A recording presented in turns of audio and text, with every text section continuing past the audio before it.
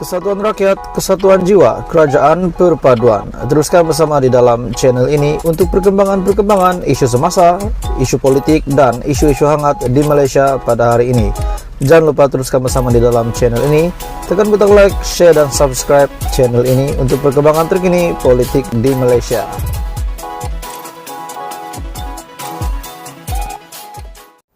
Hai semua, salam sejahtera Malaysia. Selamat petang tuan-tuan dan puan-puan semua. Pasti satu lagi berita tergempar yang hari ini aku nak kongsi dengan kamu.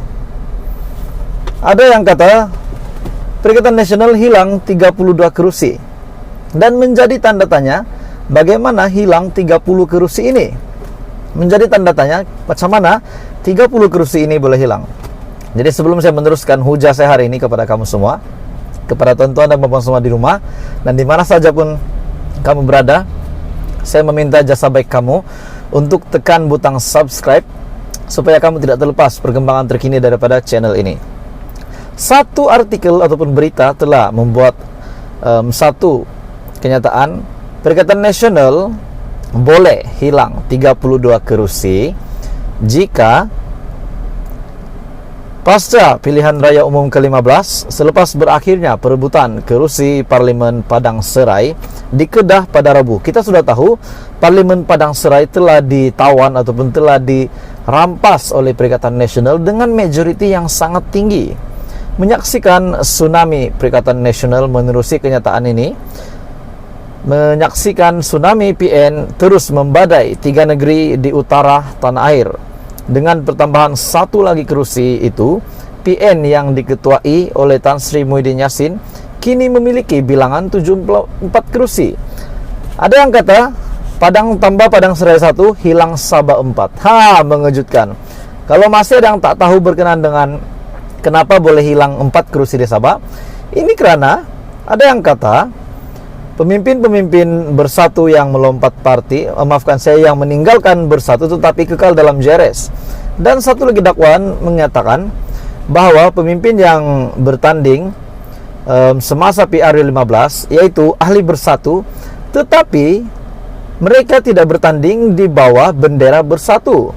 Mereka bertanding di bawah bendera JRS. Jadi kemenangan itu mereka dakwa bahwa milik JRS. Jadi sekiranya mereka lompat parti, tidak akan memberi kesan kepada kerusi yang mereka duduk itu. Jadi hari ini, kenapa kenyataan hari ini yang dikeluarkan oleh Sinar Harian, bukan hari ini tetapi pada 9 Desember yang lalu, PN boleh hilang 32 kerusi. Ini adalah infografik 32 kerusi Perikatan Nasional yang boleh dimenangi Pakatan Harapan dan juga BN jika bergabung pada PRU 15, yaitu pertama Parlimen Kangar, Parlimen Kulim Bandar Baharu, Parlimen Kepala Batas, Parlimen Tasik Gelugor, Parlimen Permatang Pau, Gerik, Parlimen Parit Buntar, Bukit Gantang, Parlimen Padang Rengas, Kuala Kangsar, Parit, Pasir Salak, Lumut, Gua Musang, Jerantut, Inderama Kota, Kuantan, Maran, Kuala Krau, Temerloh, Rompin, Sabak Bernam,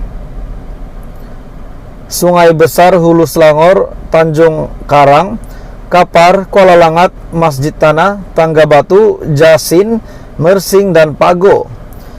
Menerusi kenyataan daripada Sinar Harian, infografik ini yang ditulis, yang dibuat, infografik 32 kerusi yang saya sebut tadi, parlimen-parlimen yang saya sebut tadi, boleh dimenangi oleh Pakatan Harapan plus BN sekiranya mereka bergabung semasa PRU 15. Namun mereka bergabung selepas PRU 15 dan membentuk kerajaan perpaduan hari ini.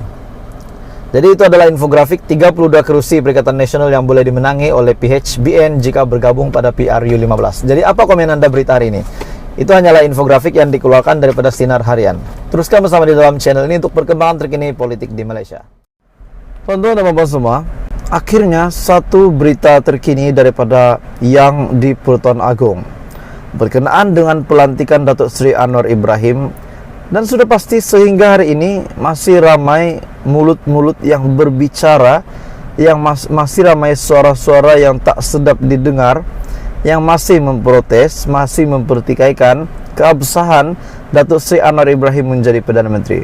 Hari ini ada satu berita terkini daripada BH Online yang bertajuk Agong Titah perjelas keadaan sebelum Perdana Menteri angkat sumpah. Jadi sebelum kita masuk berita hari ini, saya mengucapkan terima kasih banyak-banyak kepada kamu semua. Teruskan bersama di dalam channel ini. Dan kepada yang baru, Anda boleh tekan subscribe supaya kamu tidak terlepas perkembangan politik daripada channel ini. Tajuk berita hari ini, Agong Titah perjelas keadaan sebelum Perdana Menteri angkat sumpah. Selepas 2 minggu dilantik sebagai Perdana Menteri, Datuk Seri Anwar Ibrahim menjelaskan kronologi dan titah di dalam Istana Negara sebelum beliau mengangkat sumpah.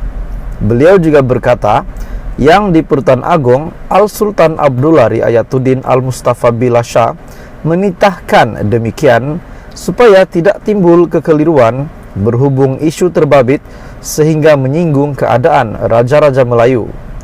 Semalam, ketika menghadap Yang di-Pertuan Agong, Baginda nyatakan ada baiknya jika Perdana Menteri jelaskan supaya jangan timbulkan kekeliruan, terutamanya yang menyinggung kedudukan Raja-Raja Melayu, katanya. Beliau juga berkata demikian dalam ucap tama program pertemuan Mahaba Perdana Menteri bersama ulama dan asatizah di Seri Perdana di sini pada hari ini. Berita hari ini bertajuk Agong Titah perjelas keadaan sebelum Perdana Menteri angkat sumpah bertarik 11 Desember jam 8.28 malam.